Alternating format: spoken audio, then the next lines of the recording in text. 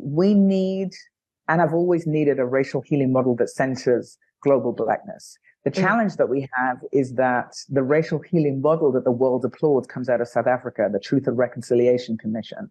And as I write about in my book, it's a racial healing model that's about inter-racial healing. It's specifically about Black and white, and it centers whiteness. And we, as contemporary global Black people, cannot heal with a model that doesn't honor us as the mainstream, especially because white supremacy has always been about marginalizing Blackness, putting us on the periphery. And no one lives their life not being the main character of their own story. And a racial healing model must make you the main character, the mainstream. You are the center, and it's not something that you negotiate. And emotional justice is a racial healing model that says, as a love language, revolutionary Black grace says simply, you are Black, you are the center, you are the mainstream. We'll start there. And then we're going to have to name the different kinds of trauma and how they manifest. And how do we engage one another with more grace when we don't always have understanding, we don't always have compassion, there's genuine hostility, there's betrayal, there's resentment, there's anger, there's rage, there's pain, there's hurt, there's all of these things. And we're still Black, and we still have to do that healing work, because what we need more than anybody is we need one another. We need to revel in these connections that we can create, reduce our conflict, and remain in community. Again, it's not magic, but we can do it. We truly have, like, Black people are flavor and badness to the bone and flyness and all the things. So we can invest in an intra-racial healing that privileges our best selves, our higher selves. Revolutionary Black grace is the love language of global Black people that comes from this racial healing roadmap that I created called emotional justice. And it's really simple. It's about the idea of unlearning that there is a single specific Blackness that we should all adhere to. And that if somehow we don't, that automatically means a hatred or a negation or a division. It means specifically unlearning this narrative that we've all been taught, that American Blackness is this criminal, immoral thing, and that African Blackness is wretched, poverty-stricken, on its knees, belly distended.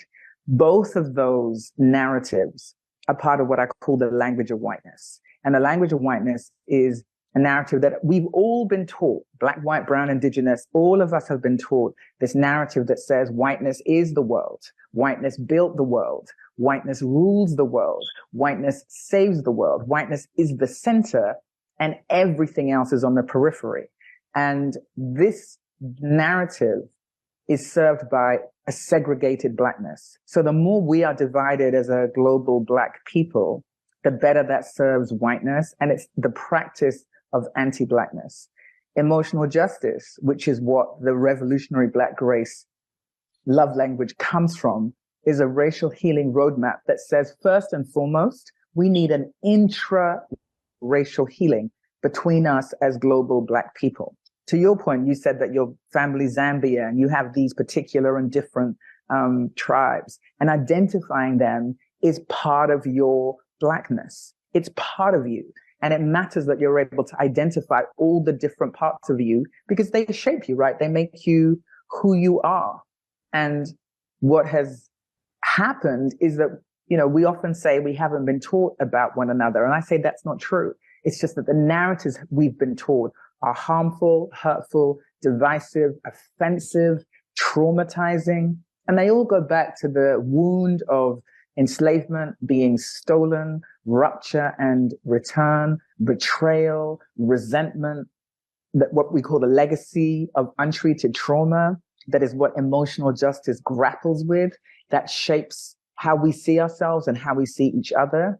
So revolutionary Black grace means approaching one another with a compassion and a care and a tenderness and a grace when we don't know who or what the other person is. Like, we don't know what your particular Blackness is or where it comes from.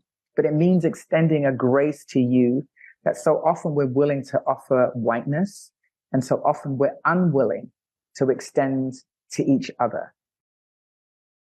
It's specifically called Revolutionary Black Grace because Black folk need an unregular grace because we haven't had regular trauma.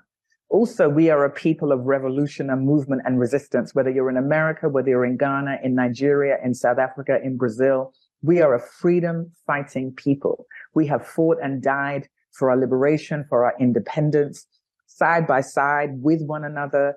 And so Revolutionary Black Grace was about honoring that Black people's intra-racial healing needs to be so specific to them, so that it is a grace that we afford one another, that it is a grace solely about us. So it's a Black grace, but it's revolutionary because that is part of what has helped shape our liberation. And healing is a liberatory act, is a liberatory concept. So necessary. And it's one of the 4 love languages that are part of this emotional justice, racial healing roadmap. We have to choose that Blackness is the center. It's not a negotiation about whether it should be. It's not a discussion that it ought to be, that it is a statement. Blackness is the center. We are the mainstream. We need an intra-racial healing. And this Revolutionary Black Grace is our global Black folks' love language that is about our healing.